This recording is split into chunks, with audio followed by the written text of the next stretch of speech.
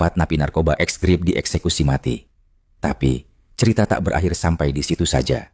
Di balik dinding Nusa Kambangan, dendam mulai membara. Grip tak mati. Mereka tumbuh untuk membalas dendam dengan menyandera aparat, bahkan mengancam hingga menenggelamkan polisi di tengah laut. Indonesia. Lantas, apa gebrakan dari presiden kita selanjutnya? Apakah aparat kepolisian bisa membasmi komplotan preman Grip hingga ke akar-akarnya? 14 hari setelah eksekusi dari keempat ex-anggota Grip, ketenangan di Nusa Kambangan ternyata hanya sesaat. Tak lama berselang, sebuah video berdurasi 2 menit menyebar di media sosial. Video memperlihatkan 4 pria bertubuh kekar dan badan penuh tato, masing-masing memegang foto napi yang dieksekusi mati kala itu, yakni Reza, Ozan, Galang, dan Iwan. Di belakang mereka, terlihat siluet sebuah dermaga dengan lambang jangkar, dicoret-coreti tulisan Grip tidak mati. Salah satu dari pria itu berkata, "Negara telah menghabisi 4 dari kami. Kalian pikir perang sudah selesai? Kami akan membuat laut jadi liang kubur. Ini janji kami. Darah akan kami balas dengan darah." Polisi mengira ini hanya sebuah teror untuk menggeretak sampai 3 hari kemudian, 3 anggota Polairut hilang saat patroli di sekitar selat kecil selatan Sukabumi. Keesokan harinya, perahu mereka ditemukan mengambang di lautan. Mesinnya masih menyala. Di dalamnya hanya tersisa rompi anti peluru berdarah dengan senter rusak dan kepala ikan hiu yang masih meneteskan darah segar. Di mulut hiu itu dimasukkan kertas lusuh bertuliskan, "Tunggu kami. Kalian akan merasakan apa yang teman kami rasakan." 4 hari kemudian, pada malam pasang penuh, unit patroli laut Polairut 1923 berangkat seperti biasa dari Cilacap. Kapal ini membawa 6 personel, lengkap dengan senjata dan peralatan komunikasi. Tapi, mereka tidak tahu bahwa malam itu mereka sudah ditunggu. Sekitar pukul 22.45 WIB, kapal itu didekati oleh perahu nelayan yang tampak rusak. 2 polisi hendak menolong, namun begitu mereka mendekat, 4 orang pria bertato meloncat dari air seperti bayangan. Masing-masing dari mereka memiliki skill berenang dengan baik. Senjata tajam dan senapan laras pendek langsung diarahkan. Kapal pun dikuasai. Selama 6 jam berikutnya, kapal dibelokkan menuju selatan laut. Komunikasi diputus. Para polisi diikat, mulut dibungkam dengan lakban, dan satu persatu dipaksa merekam video pengakuan dan berbicara dengan suara lantang yang berbunyi, "Negara sebagai penegak hukum yang salah sasaran." Namun kenapa? Korupsi ratusan triliunan dibiarkan. Keesokan harinya, video penyanderaan dan ucapan singkat itu disiarkan ke media sosial melalui saluran terenkripsi. Dalam video itu, 4 polisi tampak berlutut di dek kapal dengan latar belakang lautan yang luas. Beberapa pria bertato berdiri di tengah, memegang rantai kapal dan senapan. "Kami punya 6 nyawa. Negara telah mengambil 4. Jika kalian tidak mengembalikan kehormatan kami tenggelamkan mereka. Satu persatu seperti kalian musnahkan ke-4 teman kami dengan tangan kami sendiri. Kami tak butuh pengadilan. Ini laut, bukan pengadilan. Ini Grip." Lalu kamera menyorot jangkar kapal yang digantung, diikat dengan rantai dan jeriken logam. Simbol kematian perlahan terungkap. Pemerintah panik. Polri membentuk satuan tugas di laut darurat, sedangkan TNI AL mengirim kapal intai. Tapi Grip mengancam, "Jika kalian mendekat, satu dari mereka akan kami tenggelamkan kurang dari 12 jam. Publik Indonesia gempar. Di balik layar, Presiden Prabowo hanya memberikan satu instruksi, "Siapkan penyerbuan." Tapi, jika mereka mulai menyerang dengan cara brutal, balas dengan kekerasan atau tembak. Hari itu, suasana di Istana Negara penuh dengan ketegangan. Presiden Prabowo memanggil rapat tertutup dengan seluruh jajaran tinggi negara. Mereka adalah Panglima TNI, Kapolri, HAM, Komandan Marinir, hingga Kepala BIN. Sorot mata mereka saling menyiratkan kegagalan. 4 polisi disandera, 1 telah dieksekusi secara brutal, dan dunia sedang menyaksikan. Presiden Prabowo berdiri, tangan mengepal di atas meja. Wajahnya keras, suara rendah namun menggelegar. Mereka pikir ini negara boneka. Mereka mencoba musnahkan aparat kepolisian. Mereka tantang kita di laut. Saya tidak akan biarkan bangsa ini ditertawakan oleh preman Grip karena aksi balas dendamnya. Saatnya kita nyatakan, ini bukan perang melawan kriminal. Ini perang melawan teroris bersenjata. Dan kita tak akan kalah. Tak lama setelah rapat itu, pemerintah secara diam-diam mengaktifkan rencana yang hanya digunakan dalam skenario ekstrem, Operasi Militer Terbatas, OMT, dengan kode sandi Laut Gelap. Tujuan misi ini jelas, yakni menghancurkan kapal penyandera Grip, menyelamatkan sandera hidup-hidup tak lain aparat kepolisian. dan mengirim pesan pada seluruh jaringan GRIP. Kalian bukan tak terlihat. 4 unit elit disiapkan. Pertama, Kopaska, Komando Pasukan Katak, ahli infiltrasi laut senyap. Kedua, Denjaka, Detasemen Jala Mangkara, pasukan anti-teror laut paling rahasia. Ketiga, Densus 88, penanganan terorisme darat dan intelijen. Keempat, Marinir TNI AL, kekuatan serbu dan pengepungan. Mereka berlatih di pangkalan rahasia selama 48 jam tanpa istirahat. Komunikasi publik dijaga rapat. Bahkan, media pun hanya menerima pernyataan samar dari Menko Polhukam. Pemerintah sedang mengupayakan langkah strategis menyelamatkan para sandera. Kami tidak akan tunduk pada tekanan kriminal bersenjata, apalagi komplotan preman GRIP. Di sisi lain, intelijen Bais dan BIN bekerja mati-matian melacak sinyal kapal penyandera. Satelit pengintai menangkap pola pergerakan yang tidak biasa. Kapal GRIP ternyata bergerak dalam formasi zigzag, mencoba menghindari radar. Mereka sempat hilang dari pantauan selama 6 jam di malam ketiga, membuat semua tim nyaris kehilangan harapan. Namun, satu kesalahan kecil dari GRIP menjadi petunjuk besar. Mereka membuka frekuensi darurat untuk mengakses siaran video live. Dari situ, posisi GPS bocor secara tak sadar. Perairan lepas Samudra Hindia, tepat 34 mil laut dari Cilacap. Sinyal itu dikonfirmasi sebagai sangat mungkin lokasi kapal penyandera. Akhirnya, waktu penyerbuan ditetapkan hari malam keempat. Operasi Laut Gelap akan dimulai dalam keheningan, tapi disiapkan untuk ledakan. Semua pasukan tahu, jika GRIP menenggelamkan satu sandera lagi sebelum mereka sampai, misi akan berubah dari penyelamatan menjadi pembersihan total. Sebelum operasi dimulai, Presiden Prabowo memanggil komandan tim utama dan berkata, "Selamatkan nyawa anak-anak kita." Tapi, jika GRIP memilih menumpahkan darah lagi, hapuskan nama mereka dari peta samudra ini. Sekali untuk selamanya.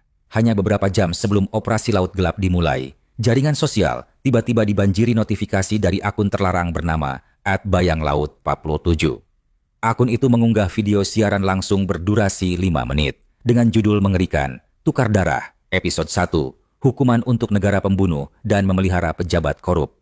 Dalam layar itu, tampak seorang polisi muda. Ia adalah Bribda Yoga Prasetyo, berusia 25 tahun, anggota Polairut Cilacap, duduk di pinggir dek kapal dengan tangan terikat ke belakang. Wajahnya babak belur penuh lebam dan berdarah dan bajunya robek karena siksaan.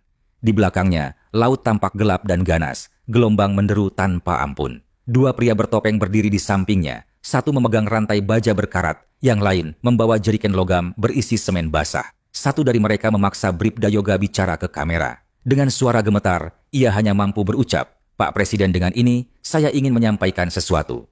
Mungkin ini terakhir kalinya saya bernafas. Untuk itu, saya mohon maaf, karena negara belum bisa selamatkan saya. Tapi saya bangga. Saya tetap menjadi aparat.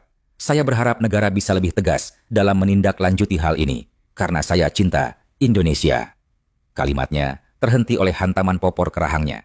Dia ditarik berdiri, rantai dililitkan ke leher dan dadanya, lalu jeriken semen diikatkan ke kakinya sebagai pemberat. Salah satu anggota GRIP kemudian menatap kamera dan berkata, "4 teman kami dibunuh di darat. Hari ini, kalian bayar 1. Jika masih berani mendekat, kami tenggelamkan semua. Ini laut kami." "Apa ini?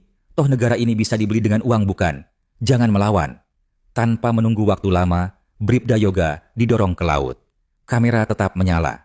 Tubuhnya jatuh dalam slow motion mengerikan, mencipratkan air. Lalu sunyi. Tak ada upaya penyelamatan. Hanya ombak gelap yang terus menggulung.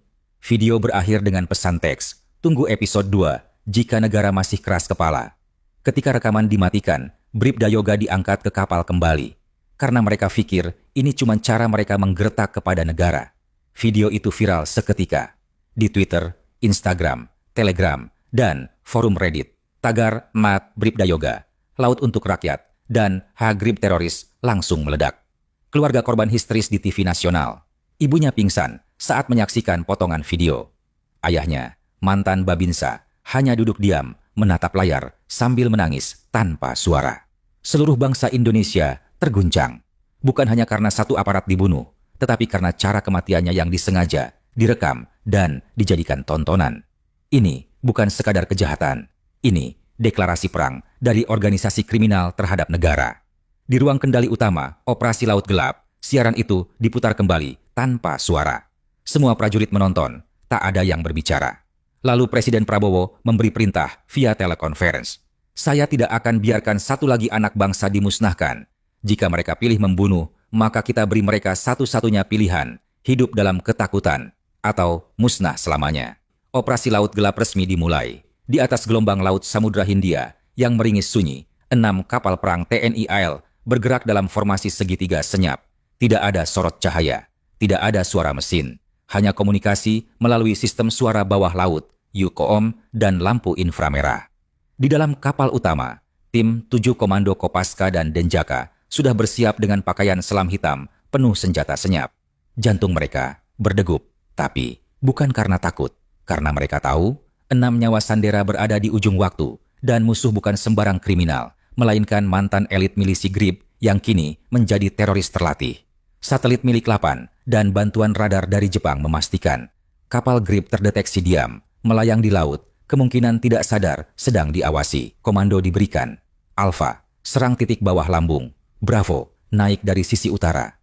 Charlie, tahan tembakan kecuali diserang.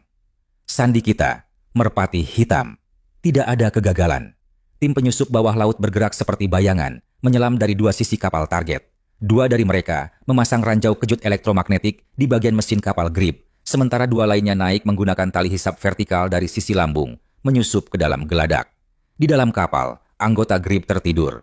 Beberapa berjaga di dek belakang sambil mabuk minuman keras. Mereka tidak tahu bahwa kematian sudah merayap ke leher mereka. Teriakan itu memicu baku tembak brutal di dek utama. GRIB melawan. Mereka mengaktifkan senjata rakitan otomatis, peluncur granat kecil, dan bahkan bom rakitan yang mereka ancam akan mereka ledakan jika kalah. Tapi TNI AL tak memberi ampun. Dalam waktu 3 menit 41 detik, 6 anggota GRIB tewas di tempat. Sisanya mencoba kabur ke Skoci, tapi ranjau laut yang sudah dipasang meledak, menghancurkan sisi kapal. Air mulai masuk. Kapal GRIB oleng, terbakar dari bagian ruang bahan bakar. 1 anggota GRIB terakhir berteriak, "Mereka akan tenggelamkan kita semua. Hidup GRIB."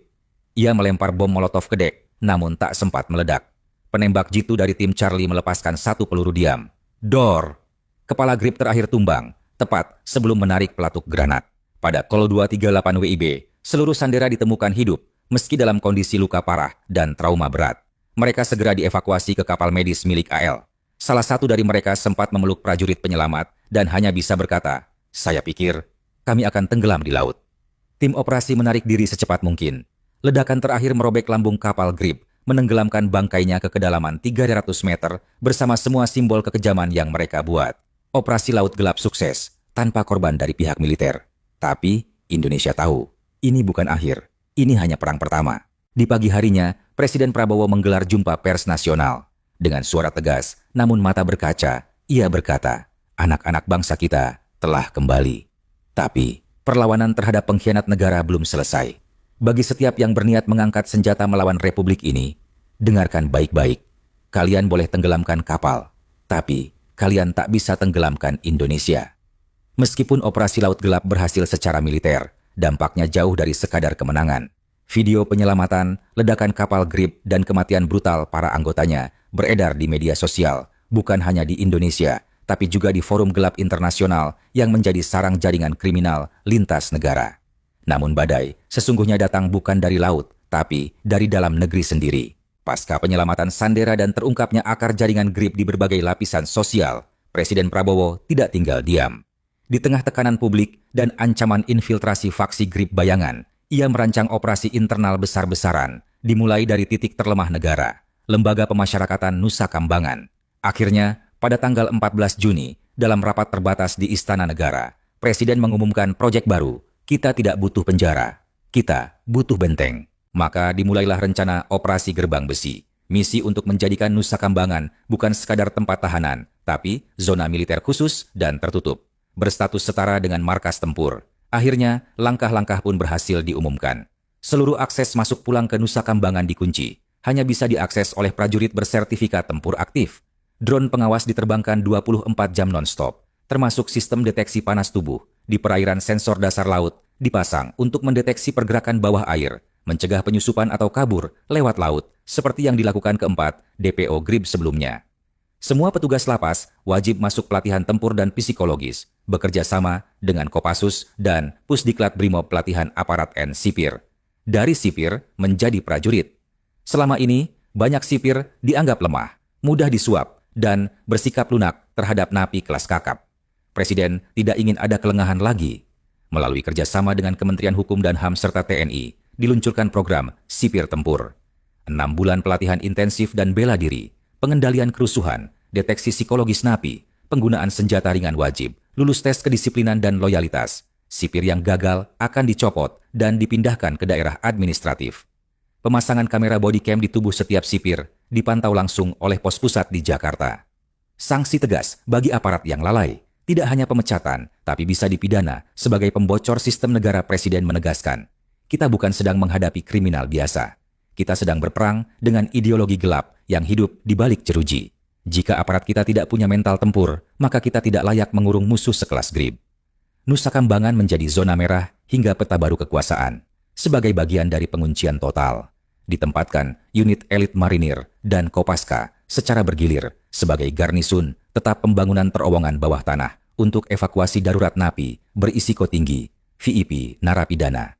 Dilarang adanya kunjungan langsung, termasuk dari pengacara, kecuali dalam kondisi darurat hukum dan pengawasan penuh. Setiap sel kini dilengkapi interlok elektronik, biometrik suhu tubuh, dan sensor gerak detak jantung. Semua sistem dibuat redundan, bahkan jika listrik padam, sistem cadangan akan aktif otomatis. Efek psikologis, GRIB kini terpecah. Dengan semakin ketatnya Nusa Kambangan dan makin kerasnya disiplin sipir, jaringan GRIB di dalam penjara mulai terbelah. Beberapa mulai menyerah dan bersedia membuka data jaringan GRIB lama. Sisanya bergerilya diam-diam, mencoba bangun komunikasi lewat jalur pengacara, napi lain, atau penjaga korup yang masih bisa disusupi. Tapi, untuk sementara waktu, Nusa Kambangan benar-benar berubah. Ia bukan lagi sekadar penjara di pulau. Ia adalah zona hitam, benteng yang tak terjamah, tempat negara menyimpan bahaya paling beracun, dan tempat di mana setiap hari aparat diuji bukan hanya nyali, tapi juga kesetiaannya.